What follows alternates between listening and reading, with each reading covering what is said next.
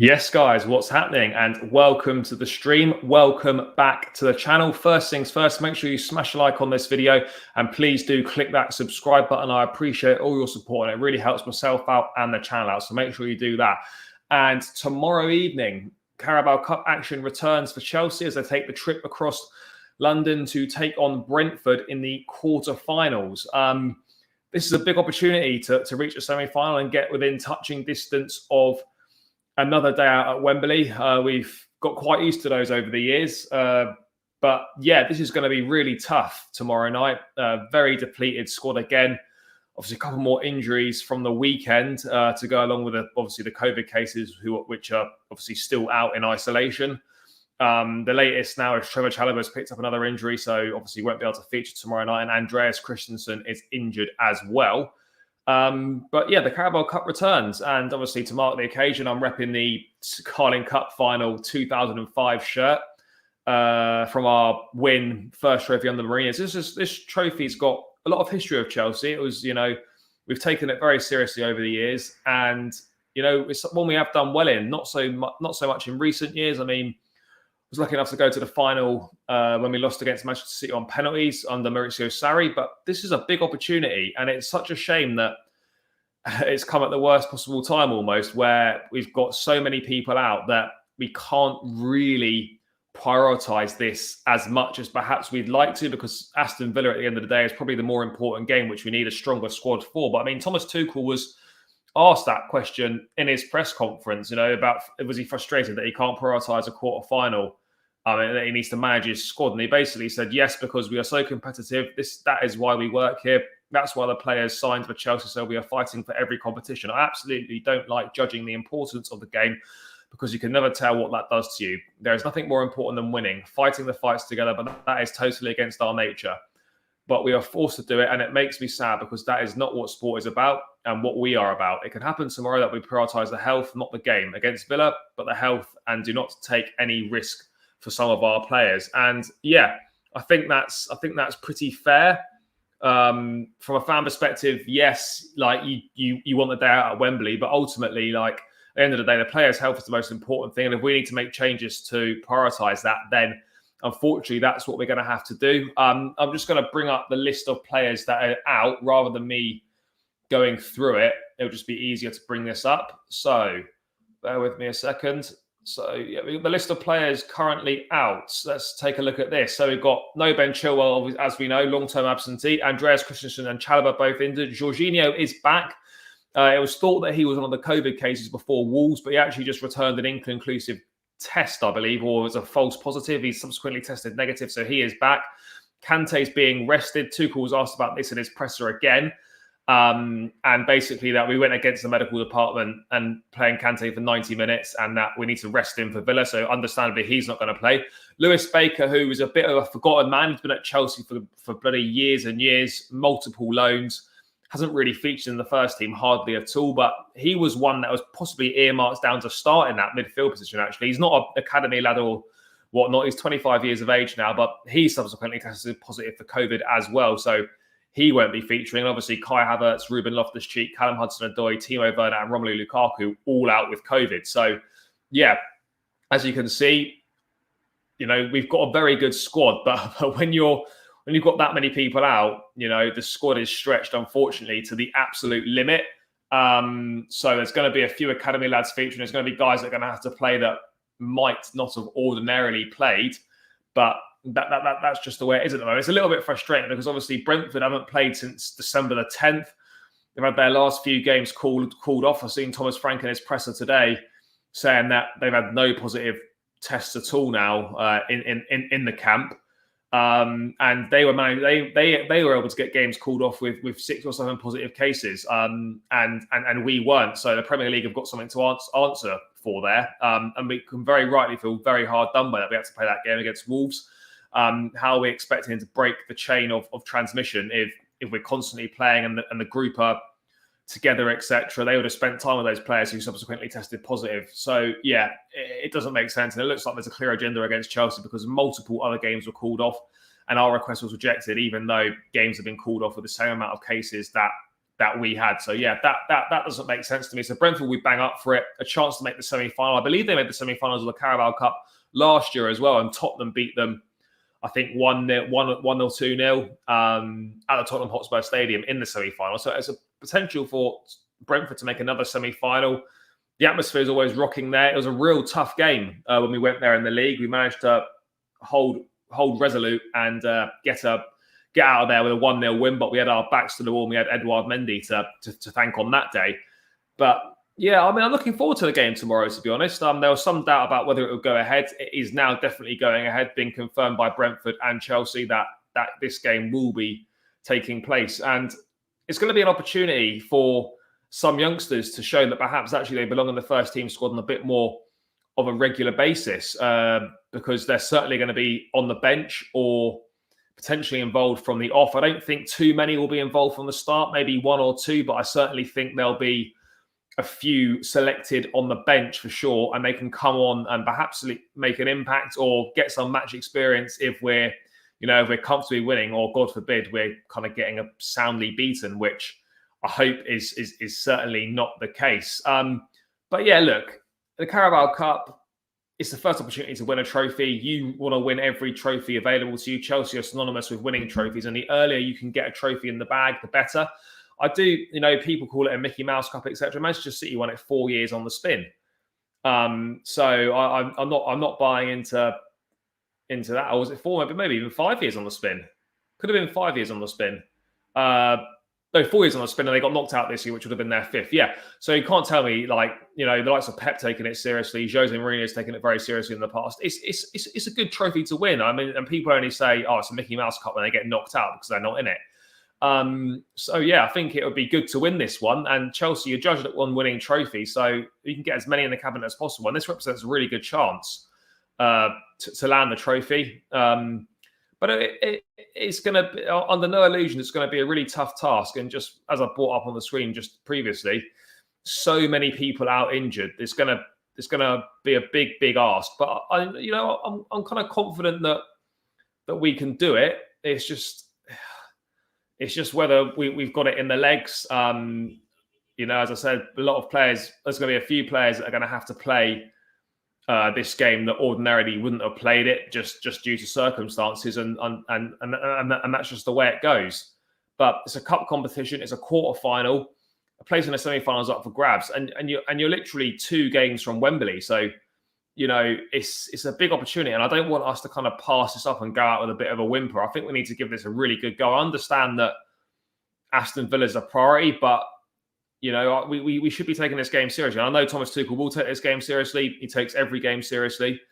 But then, as he said, we have to prioritise the health of the players, and that is far more important than any game of football. So we will see some rotation. But I mean, trying to predict the lineup is going to be tough. It could be anyone's guess. It really could be. We haven't got any fit centre forwards at all. Out centre forwards as such. It's going to be a big ask in the middle of the park. Who's going to play there? And at the back, we're going to be a little bit stretched as well. Maybe some people are going to have to come in with not a lot of experience, but I would imagine that Brentford may go reasonably strong in this game because as I said, it's a big opportunity for them. They've not played since December 10th, and they'll be bang up for it in front of their fans. The atmosphere will be rocking just before Christmas. I'm not sure if it'll be a sellout. Due to kind of all the COVID stuff that's going on at the moment with it being so close to Christmas, are people going to take that risk, etc.? But yeah, the ground will certainly be bouncing, and it's going to be a tough ask for Chelsea. I just worry about how many chances we're going to create. Have we really got anyone on the pitch tomorrow night that's going to be clinical enough to stick the ball in the back of the net? I mean, we've gone through the last 2 rounds of the Cup against Villa and Saints on a penalty shootout, and if we can get this game to a penalty shootout, then I think we would have done really well. I know that sounds mad saying that, but given the circumstances, that would be a very good result. I mean, you got Kepa in the sticks in a penalty shootout. Anything's possible. So yeah, I mean, I'd love us to win tomorrow night, but if I'm being honest, I think we can, but there's also a high chance we could we could get dumped out. But I always back the team. And I think whether it's on penalties or whether it's in the 90 minutes, I do think ultimately we still, whatever we put out on the pitch is still going to be strong enough to get a result against Brentford. But I'm going to try and pick my lineup now. I mean, this could be like picking the lottery numbers. I mean, if I get this right tomorrow, guys, then feel free to just ask me for the lottery numbers, and I might be onto something. I mean, in goal, Carabao Cup regular, it's obviously going to be Kepa. It's important that Kepa gets a few games now as well, because obviously with the African Cup of Nations coming up still, that's still on at the moment. So Mendy will be departing for January, so Kepa can get some more minutes and more confidence. And he's looked good when he's played under Thomas Tuchel. Seems to have had that confidence restored in him. And the big thing is that he's great in penalty shootouts, and there's a high chance that this could go to a penalty shootout. And he's very good at saving penalties. So I'd have to strongly fancy us in the shootout with Kepa in the sticks. But yeah, it's a big game for him tomorrow night. Another opportunity to impress. So yeah, Kepa in the sticks, and hopefully he can continue to impress, because I've been really impressed with his attitude. And every time he's stepped in this season under Thomas Tuchel to be called upon, he's delivered more times than not. So yeah, Kepa in the sticks. This is where it gets interesting. I'm going to stick with Azpilicueta on the right side of the back three, and my reasoning for that is that I think the makeup of the other I spelled his name wrong. The makeup of the other two centre halves is not going to be a lot of experience, so we could do with some experience in there. And the fact that he's had a little bit of a lighter load earlier in the season, I know he's played a fair bit recently, but he was out the team for a good few weeks. So he should still have it in him to be able to play in this game. So I'm going for him purely based on the fact that we need to rest Thiago Silva massively. And I think Rudiger could do with a rest as well. I mean, equally, I wouldn't be surprised if Rudiger did play tomorrow night, but we need to rest him with the games coming thick and fast. We've got Villa and Brighton in the space of 3 days at the end of this week going into next week. So if we can give our key players a rest, then we need to do it. And I think tomorrow presents a perfect opportunity. So with no Thiago Silva and no Rudiger, and obviously no Christensen or Chalobah either, Aspie needs to be there to provide some experience and some leadership at the back. The other two, I'm going to go with, again, Carabao Cup regular Malang Sarr. We've seen him. Obviously, he made his debut, actually, in the Premier League against Brentford earlier in the season. And I thought he did really well. He's obviously played against Zenit, and he's played in both rounds of the Cup as well. So, yeah, this will be a game for him. And I think he's done well in his Chelsea career. Is he a long-term Chelsea player? Probably not. Is he one that we signed on a free transfer to sell on for a profit? You'd have to say most likely. But he's going to come in tomorrow night, and I'm sure he can do a job. So, Malang Sarr there. And then the third one, I'm going with a youngster, 19-year-old Javier Umbuemba. I think that's his name. I could have absolutely butchered that. Yeah, Umboyamba.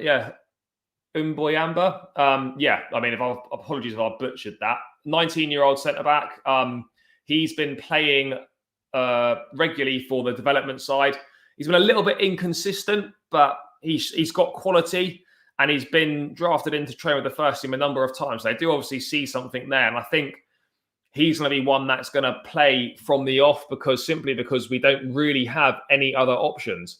Mbuyamba in there. He's been dubbed as the next Van Dijk. I hate it when these kind of comparisons get spit around. It's a ridiculous thing to be saying and ridiculous pressure to be putting on players that they're going to be the next so-and-so. The guy's got quality. And this could be a really, really big opportunity for him to show what he can do at this level. Can he compete at this level? Is there going to be a future for him kind of at Chelsea? But yeah, I'm kind of excited to see him. It's always exciting to see new players that you've not seen before. So I think it'll be a big opportunity for Mbuyamba tomorrow night. And hopefully he can seize it. So that's the back three that I'm going with. And I don't think I'm going to be too wrong on that. If I'm going to be wrong on one, it will be Mbuyamba. But I think that's what we'll go with. We have to rest Silva and Rudiger, and we haven't got any other options because of injury. So, yeah, that's the back three that I'm going with. Rudiger and Silva out. No, they're not out injured or anything, but we need to rest these players, and, they haven't played in the Carabao Cup this season. I probably have one or both on the bench just in case, but I'm pretty certain there's going to be no chance that they start this game tomorrow night. So that's the back three that I'm going to go with. Obviously, I could be wrong, but that's what I'm thinking.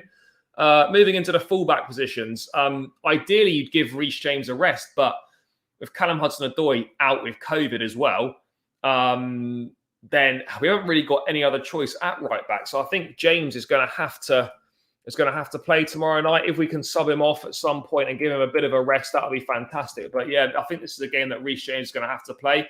We don't want to make too many changes. There does need to be a blend of kind of squad players with some experience and with a couple of the youngsters potentially. So I'm going Reece James in the right wing back role, and hopefully he can kind of rediscover some form that he's sort of shown in previous games, because it has dipped slightly the levels. Naturally, of course, they will. You can't continue what he was doing every single week in, week out. But yeah, a timely return to form for Reece James would be really good. But yeah, I'm going with Reece James at right back. The left wing back position is another interesting one. Obviously, we're not going to see Christian Pulisic there because he's probably going to have to play in the front three because we haven't really got anyone else. It's a toss-up for me between Saul Niguez and Marcos Alonso. Again, Alonso played a lot of football. I wonder if this would be a good time to rest him or not. I mean, he's the only recognised wing-back in the squad at the moment, really. I mean, there's a possibility we could play Saul Niguez there as well. Saul Niguez did well when he came on in the week against Wolves. Had a good performance by his standards so far. I think we're going to rest Alonso because we need to keep him fit for the Premier League, for the Villa game. And if we played him in this game and he picked up an injury, then it would be a disaster. So I'm going to go with Saul Niguez at left wing back. So we're going to slot Saul in there. But again, it's anyone's guess as to what could happen there. But yeah, that's for me. I wouldn't be surprised if Marcos Alonso did play. But for me, I just feel we should be giving him a rest. He's obviously the first choice wing back at the moment. We don't want to run him into the ground. He has played a lot of football. Again, he's one that could be on the bench and could come on if necessary. But I'd go with Saul Niguez at left wing back to start tomorrow night. Moving into the midfield now, this is where it gets interesting for me. Obviously, no Kante, he's being rested. No Loftus-Cheek. Jorginho is fit again. And obviously Kovacic as well. Kovacic came on for 15 minutes or so at Wolves at the weekend. Providing he came through that okay, I think he should be all right to start this game. Even if he plays a half or if he plays 60 minutes, I'm going to put Kovacic in. We just need a bit of experience and a bit of quality in the middle of the park because it's obviously a very young side at the moment. So I'm going to go with Kovacic in the middle of the park, and it'll be good for him to get some more minutes in the legs and just get his way back to full fitness because he's been out for a long time as well. With about 8 weeks or so of that hamstring injury, then 10 days with the COVID as well. He's slowly working his way back in. So I'd go with Kovacic in there. And to partner him, I mean, it would have been Lewis Baker, but obviously he tested positive for COVID. So that's not going to happen. And for me, not Saul Niguez because I've gone with him at left wing back. But equally, if he goes with Alonso, I could see it being a Kovacic-Saul midfield partnership. But I'm going to go with Saul at wing back. And I'm going to put Jorginho back in here. I know he's played a lot of football recently. He's been playing for a lot of pain as well in his back and his hip. But he really is crucial to this side. And I feel we're going to need some kind of control in that midfield tomorrow. And that pairing is kind of perfect to get there. And Jorginho has been outstanding this season. Again, very good from the spot as well. So if any penalties occur or if we were to go to the shootout, then him being on the pitch is obviously crucial. And it is a shootout after 90 minutes. There is no extra time. So that'll be my pivot there, my midfield pivot. In the front three, for me, Mason Mount and Hakim Ziyech are probably not going to play. I think Mount needs a bit of a rest. I wouldn't have him down to start this game. Ziyech, I don't really think has done enough against Wolves to warrant a start. He was subbed off as well. So I don't think he's going to play. But for me, this is where another youngster gets an opportunity. On this left-hand side, I'm going with Harvey Vale. Obviously, he's the one that kind of everyone's been going on about from the academy. The guy's got 18 months left on his contract. We don't want to get to a situation where in the summer he's only got a year left and he could move on. There is real potential with Vale. He's quite versatile, can play across the front line, can also play kind of a little bit deeper as well, can play just behind the striker, or can also apparently play as a left wing back as well in an emergency. But obviously, I wouldn't expect him to see him in that position. And this will be a big opportunity for him. And I think he deserves it. He's been on the bench in the previous round against Southampton, unused sub, as well as being an unused sub against Malmo away. So this will be a big opportunity for him. I think he thoroughly deserves it. As I said, scored a lot of goals for the development side, etc. So yeah, I think this is a big opportunity for him. It'll be great to see him in action because we haven't seen him yet. So for me, Harvey Vale thoroughly deserves a start tomorrow night. He would be my one on that left-hand side. Going with the right-hand side, I mean, it could be slightly different which side they start on, but it's going to be the same personnel. It's going to be Carabao Cup regular Ross Barkley. I think it's kind of obvious to play him. I mean, I'm not the biggest fan of Barkley. I don't think he's good enough for Chelsea, but in this sort of game and with the amount of players we've got out, then there is some quality there with Barkley. I know he's frustrating. His decision making in the final third is poor. I doubt he'll be here next season. But for games like this, we can call upon him and hopefully he can do a job because he has shown glimpses and he does have some stuff in the locker. It just doesn't seem to come out very often. But if he can do something tomorrow night, just a bit of a spark, add something creative in that final third. He can pick out a great pass, as we saw when he set up that goal against Southampton in the league a while back. I think that was back in maybe September or October. But yeah, there is quality there. It just doesn't come out very often. But this is a game that I would fully expect Ross Barkley to start. And then by default, because we haven't got anyone else that can play in the centre forward or the false nine position, we're going to have to go with Christian Pulisic up there again. If things are going well, I fully expect, I think he's called Brian Fibema, is his name. Yeah, that's the one, Brian Fibema. May well come on later in the game, but I wouldn't expect him to start. He's a young centre forward that's been doing pretty well. But I wouldn't expect us to go with a front three of Fibema, Vale and Barkley. I think there's just too much inexperience in there. So reluctantly, you'd have to go with Christian Pulisic again. He obviously doesn't like playing in that false nine position. It doesn't really suit him, as we've seen in the Premier League. But by default, we're going to have to go with it. And hopefully Pulisic can do something. I am a fan of Christian Pulisic, but for the 63, I've said this a number of times on the show, for the £63 million we spent on him, we haven't seen a return on our investment. In my opinion, far too inconsistent. Always picks up injuries, and then each time he comes back from injury, he seems to be a little bit worse than when he got injured, than before he got injured.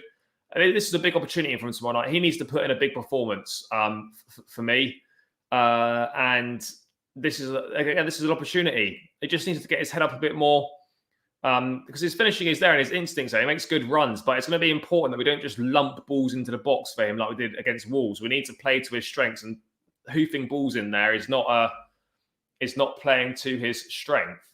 I've also just realised that I haven't actually shared this screen, so you lot can't actually see my team. So let me just bring that up and show you what I've gone with so far. There we go. Yeah, so obviously, we've got Kepa in goal, Azpilicueta, Mbuema, Sarr, James, Saul, Kovacic, Jorginho. I've gone with Vale, Pulisic, and Ross Barkley. I mean, that could be completely wrong. We could see a couple more youngsters in there, maybe. We could see Saul Niguez play in the midfield instead of Kovacic or Jorginho, and Marcos Alonso play at left wing back again. But I just feel that Saul will probably play there. But those are the changes that I could potentially see. Otherwise, I can't really see anyone else playing. Maybe Rudiger in the back three, potentially. But that's the lineup I've gone with. This is obviously a really hard one to predict. It could be one of the easier ones for Thomas Tuchel to pick, just purely based on the players that he's got available. But I mean, that's the lineup I've got. Carabao Cup quarter-final, a place in the semi-finals up for grabs. Look, it's not one of the strongest Chelsea teams at all, 100%, no. But has it got enough to cause Brentford problems? Yes. Is there enough to get through? Yes. Will we do it? I'm not so sure. If you're asking me for a score prediction, I'm going to say Chelsea to win on penalties again. We're going to go 3 rounds in a row, getting through in the shootout. But yeah, that's my team. And I think we're going to obviously progress on the penalties. So I'll stop sharing that. But it's going to be a tough ask tomorrow. And I'm looking forward to watching the game.